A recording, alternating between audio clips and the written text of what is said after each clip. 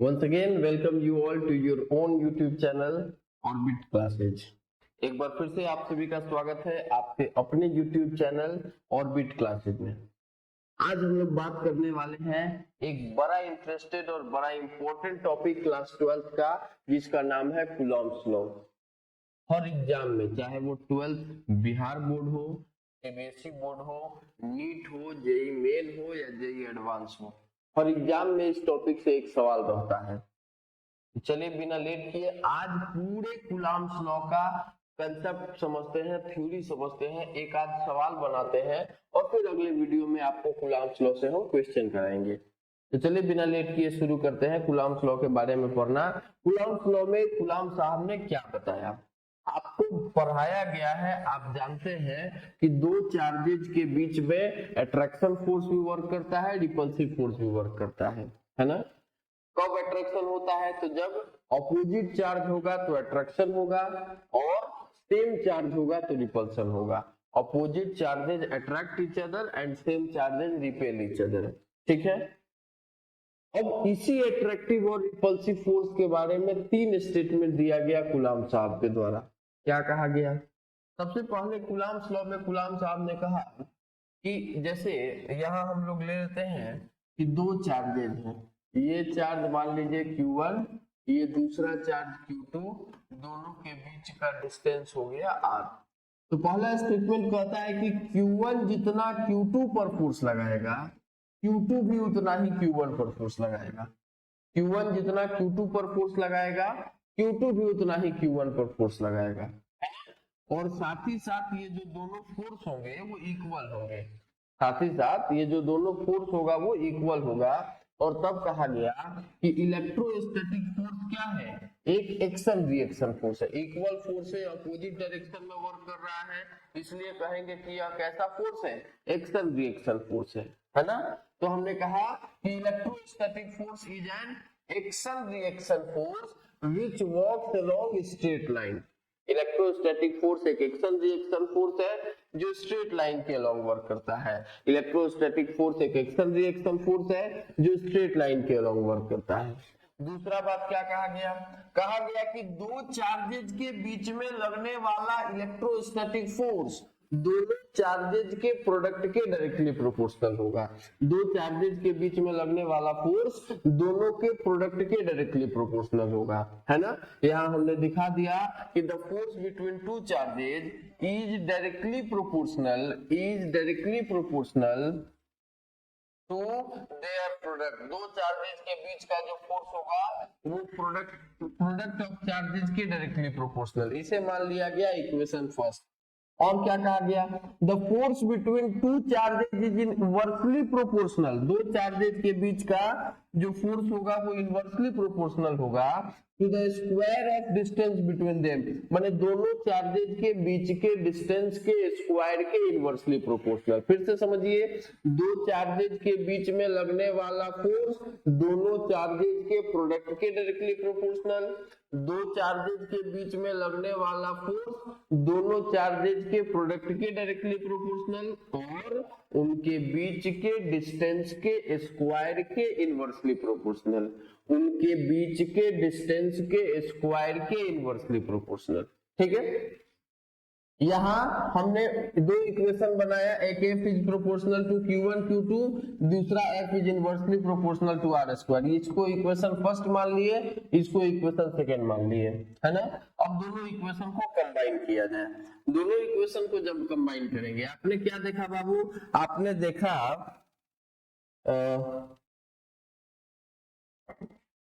कि दो चार्ज के बीच में लगने वाला फोर्स, दो चार्ज के बीच में लगने वाला फोर्स चार्जेज के प्रोडक्ट के डायरेक्टली प्रोपोर्शनल और दोनों के बीच के डिस्टेंस के स्क्वायर के इनवर्सली प्रोपोर्शनल। इन दोनों को जब आप कंबाइन करेंगे तो आएगा F proportional to Q1 Q2 by R square. जब दोनों को कंबाइन करेंगे तो आएगा F proportional to Q1 Q2 by R square. और जब प्रोपोर्शनल के साइन को हटाते हैं तो इक्वल टू के साथ एक कांस्टेंट लगता है और फॉर्मूला बना F बराबर K Q1 Q2 by R square. F बराबर K Q1 Q2 by R square. ठीक है। बाकी हम लोग इस k का वैल्यू एक्सपेरिमेंटली निकलता है कितना बाबू, 1/4 पाई एप्सिलॉन नॉट, है ना। ये कैसे निकला, 1/4 पाई एप्सिलॉन नॉट। इसका न्यूमेरिकल वैल्यू क्या होता है, 9 × 10⁹ न्यूटन मीटर स्क्वायर पर coulomb square. 1/4 pi epsilon not का वैल्यू 9 × 10⁹ न्यूटन मीटर स्क्वायर पर कूलम स्क्वायर, है ना। अब यहाँ पर देखिए, तब k के जगह पे जब उसका वैल्यू रखेंगे तो फॉर्मूला बन जाएगा 1/4 pi epsilon naught q1 q2 by are square. 1/4 pi epsilon naught q1 q2 by are square, है ना।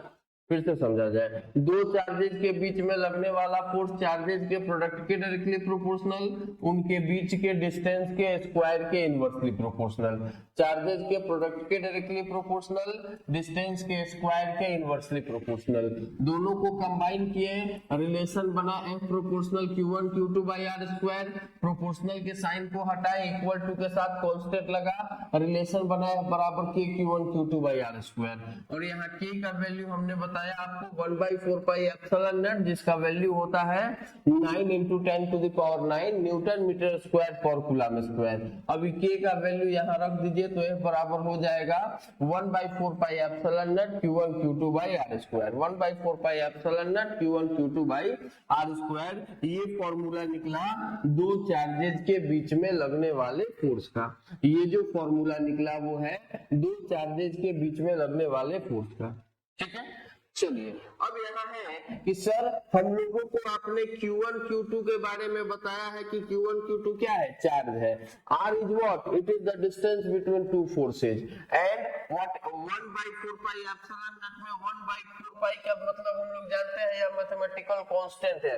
We don't know about this epsilon not, हम लोग इस एप्सिलॉन नॉट के बारे में नहीं जानते हैं। यह एप्सिलॉन नॉट क्या होता है ये समझाना पड़ेगा आपको। तो जैसे ही आपने कहा कि सर यह एप्सिलॉन नॉट क्या होता है, तो हमने कह दिया कि इस एप्सिलॉन नॉट का मतलब होता है permittivity of free space. Permittivity of free space. अब जैसे ही हमने कहा कि इस एप्सिलॉन नॉट का मतलब होता है परमिटिविटी ऑफ फ्री स्पेस, आप कहिएगा सर गजब बात है, एक तो हम लोग एप्सिलॉन नॉट नहीं जानते थे, आपने फॉर्मूला में यूज कर दिया 1/4 पाई एप्सिलॉन नॉट। अब जब हम आपसे पूछे कि एप्सिलॉन नॉट होता क्या है, तो ऊपर से आपने एक नया बात बता दिया कि एप्सिलॉन नॉट परमिटिविटी है। ये तो वही बात हो गया कि हम लोग से जब कोई एड्रेस पूछता है कि तुम्हारा राम का घर कहाँ है, तो हम लोग कहते हैं श्याम के घर के सामने। और श्याम का घर कहाँ है, तो राम के घर के सामने। और दोनों का घर कहाँ है, एक दूसरे के आमने सामने, एक दूसरे के आमने सामने, है ना। तो सर एप्सिलॉन नॉट का मतलब परमिटिविटी है। परमिटिविटी क्या है यही तो समझना है हम लोगों को, व्हाट इज परमिटिविटी, है ना। आइए समझा जाए परमिटिविटी क्या होता है।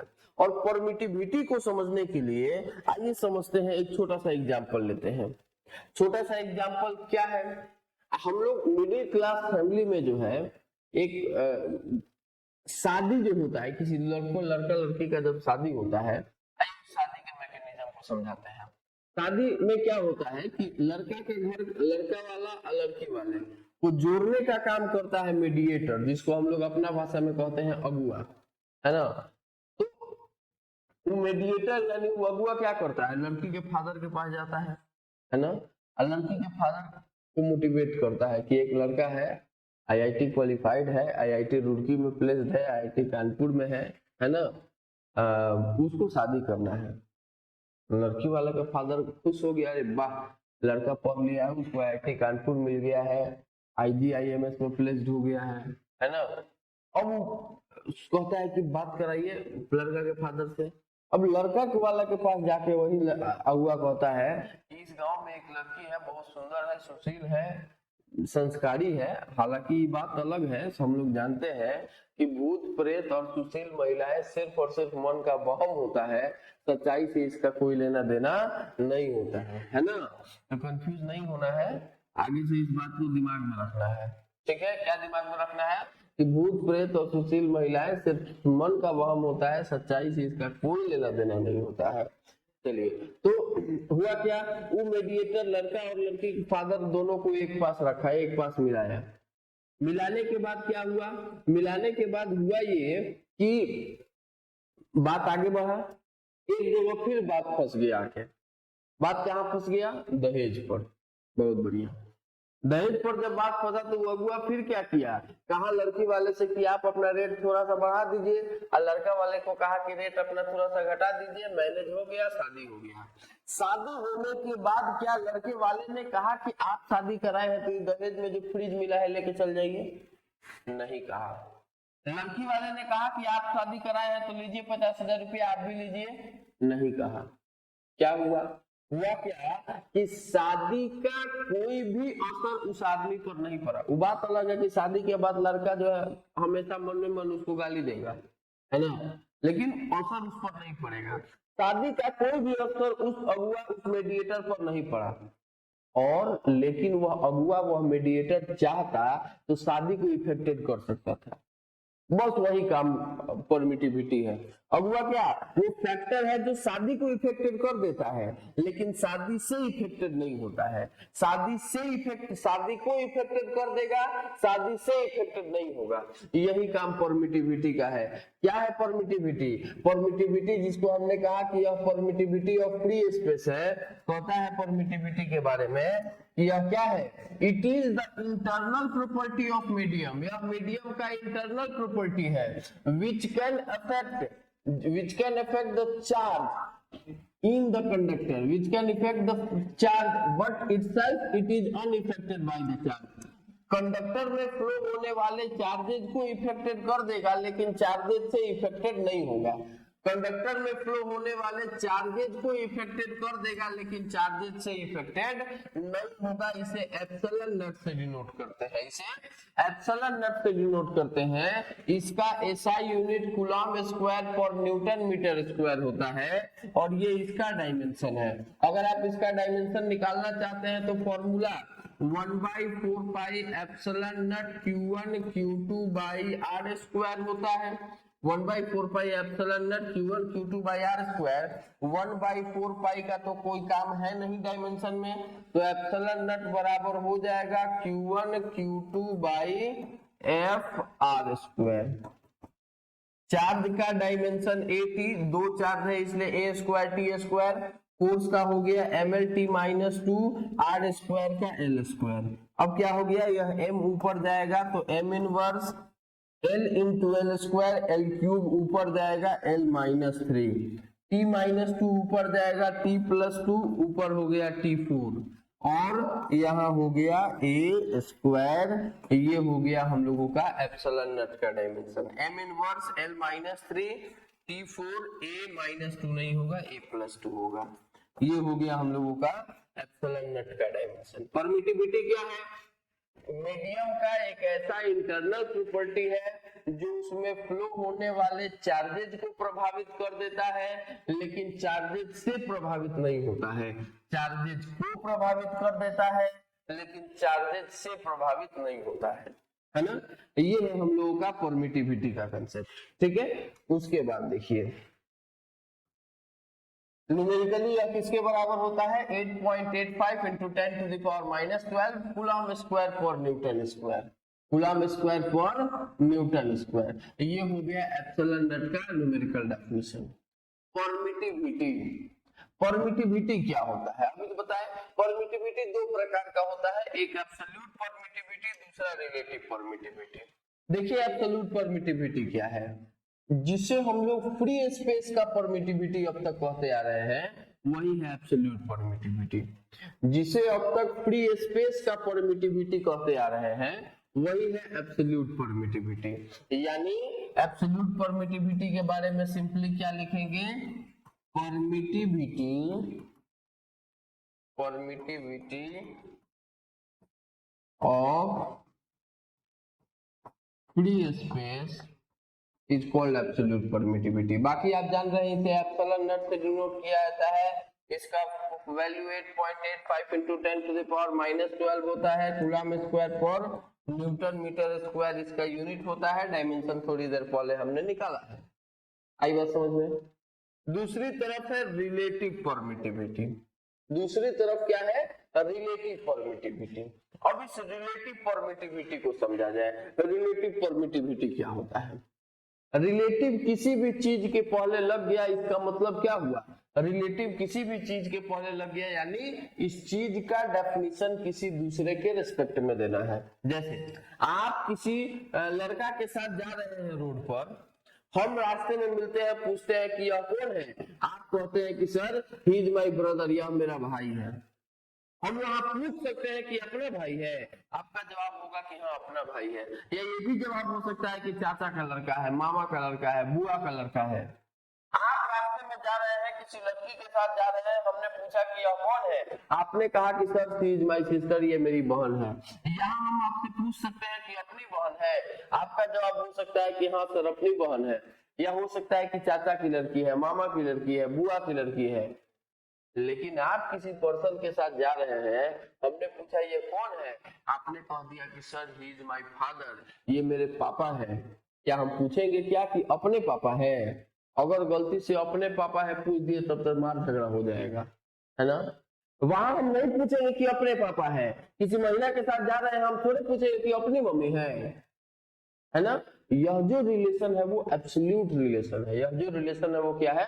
एब्सोल्यूट रिलेशन है ना? जिसको डिफाइन करने के लिए किसी दूसरे का जरूरत नहीं है। लेकिन जब आप कह रहे थे कि ये मेरे मामा का लड़का है, यानी उस लड़का को इंट्रोड्यूस करने के लिए आपने मामा का हेल्प लिया। आप जब कह रहे थे कि ये मेरी बुआ की लड़की है, तो आपने क्या किया? उस लड़की को इंट्रोड्यूस करने के लिए आप अपने बुआ का हेल्प लिए। तो यह हुआ रिलेटिव रिलेशन, है ना? यहाँ भी है रिलेटिव परमिटिविटी। मतलब क्या हुआ? किसी मीडियम का परमिटिविटी बताना फ्री स्पेस के रिस्पेक्ट में, माने वैक्यूम के रिस्पेक्ट में, एयर के रिस्पेक्ट में रिलेटिव परमिटिविटी कहा जाएगा। यानी यहां हम लोगों ने क्या लिख दिया कि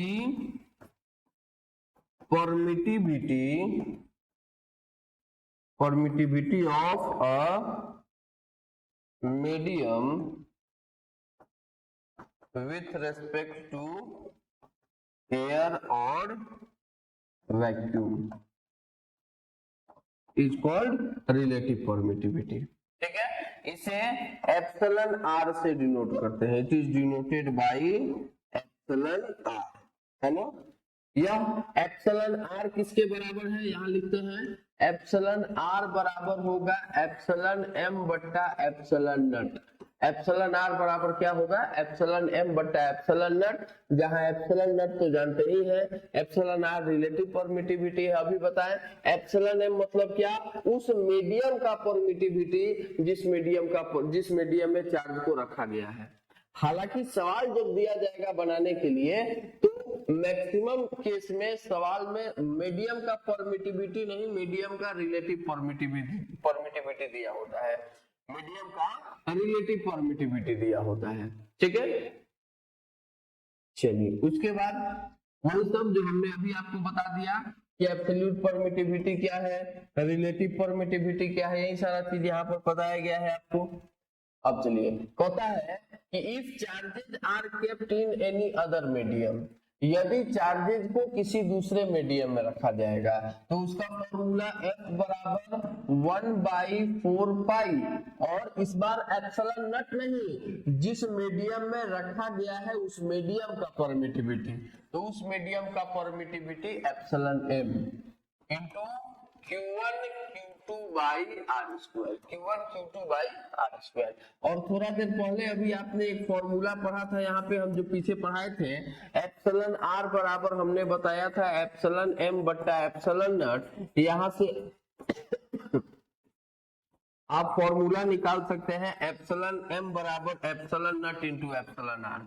तो एप्सिलॉन एम के जगह पे आप रख सकते हैं epsilon naught into epsilon R, और फॉर्मूला एफ का बन जाएगा 1/4 pi epsilon naught Q1 Q2 by are square. 1/4 pi epsilon naught into epsilon are Q1 Q2 by are square, जहां एप्सिलॉन नट क्या है?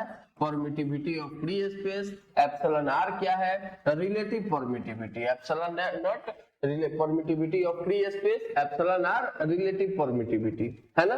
Q1 Q2 तो आप जानते ही हैं चार्ज है, R is what? It is the distance between both the charges. ठीक है, आगे बढ़ते हैं। अब एक सवाल यहाँ पर दिया हुआ है, सवाल बनाने से पहले एक बार फिर से फॉर्मूला रिकैप कर लिया जाए। कहता है अगर चार्ज जो है एयर में रखे गए हैं, फोर्स जो है, फोर्स अगर कहाँ है, चार्ज एयर में रखे गए हैं, तो फोर्स का फॉर्मूला होगा 1/4 pi epsilon naught Q1 Q2 by are square. 1/4 pi epsilon naught Q1 Q2 by are square. अब ये कब, जब चार्ज एयर में रखे गए हैं तब।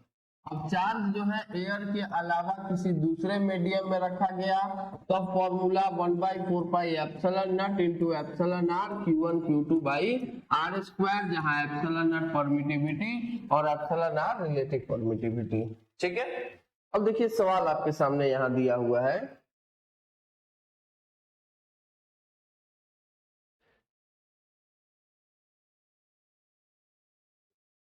सवाल है कि यहाँ पर आपके सामने दिया हुआ है कि two charge body are kept in air, then in any other medium of permittivity K at a same distance, then calculate the ratio of forces in both cases.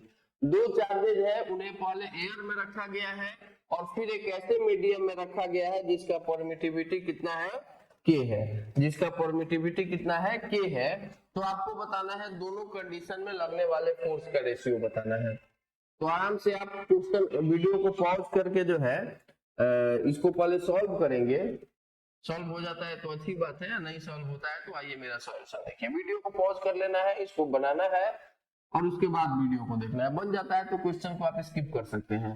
चलिए आइए हम बनाते हैं। कहता है two charges are kept in air, ये पहला charge Q1, ये दूसरा चार्ज Q2, दोनों के बीच का डिस्टेंस R रखा गया है एयर में, तो force then in any other medium of permittivity के, फिर दूसरा चार्ज ये Q1, ये Q2, डिस्टेंस R, लेकिन इस बार जिस मीडियम में रखा गया उसका परमिटिविटी रिलेटिव परमिटिविटी के है। यहाँ फोर्स F1, यहाँ फोर्स F2। तो कह रहा है कि रेशियो बताइए क्या होगा। तो F1 बराबर हो जाएगा 1/4 pi epsilon naught Q1 Q2 by are square. F2 बराबर यहाँ 1/4 पाई, अब देखिए रिलेटिव परमिटिविटी है, तो रिलेटिव परमिटिविटी का फॉर्मूला आपने क्या पढ़ा है, 1/4 pi epsilon naught into epsilon r. याद करिए 1/4 pi epsilon naught into epsilon are, तो 1/4 pi epsilon naught into epsilon r के Q1 Q2 by are square, Q1 Q2 by are square. तो रेशियो निकालना है F1 बट्टा F2 बराबर 1/4 pi epsilon naught से 1/4 pi epsilon naught cancel, Q1 Q2 by are square से Q1 Q2 by are square cancel, ऊपर में बचा 1 और नीचे में बचा 1/k, 1/k। जब यह k ऊपर जाएगा तो k:1 रेशियो हो गया, k:1 रेशियो हो गया।